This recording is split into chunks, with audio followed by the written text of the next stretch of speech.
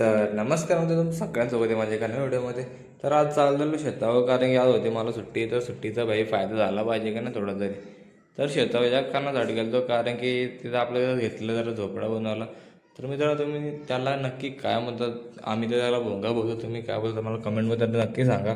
तिथे papa mummy आणि आपला बारका भाऊ एकदम फुलाची मेहनत करत होता, तुम्ही बघू शकता. तर मित्रांनो, ही जी जागा तुम्हाला दिसते, कारण की शेतात वगैरे सगळं आमचाच आहे. तर तुम्ही बघून घ्या, कारण की इथला आमचा प्रॉपर आहे, त्याच्यामुळे सगळी आमची जमीन आहे. तर मित्रांनो, इकडे जेव्हा इकडे जमीन विकलेल्या आहेत, त्याच्यामुळे इकडे एकदमच हायवे आला MIDCचा. तरी इथे खूप जोरात काम चालू आहे.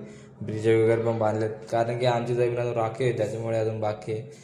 तर मित्रांनो, तुम्ही तर बघून घ्या, कारण की फ्युचरमध्ये तुम्हाला बघायला भेटेल किंवा नाही बघायला भेटेल त्याची गॅरंटी देता येत नाही. तर मित्रांनो, काम करता करता आमचा तुटलेला कोयता, तर मित्रांनो कोयता तुटला माझ्याकडून, त्यामुळे आपल्याला खूप बोलणं बसलेला.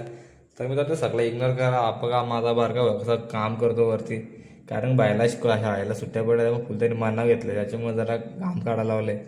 तर मित्रांनो, मी ज्या रोडचा विषय करतो बघा, किती मोठा रोड आला, एकदम 2 लाईनचा रोड आहे.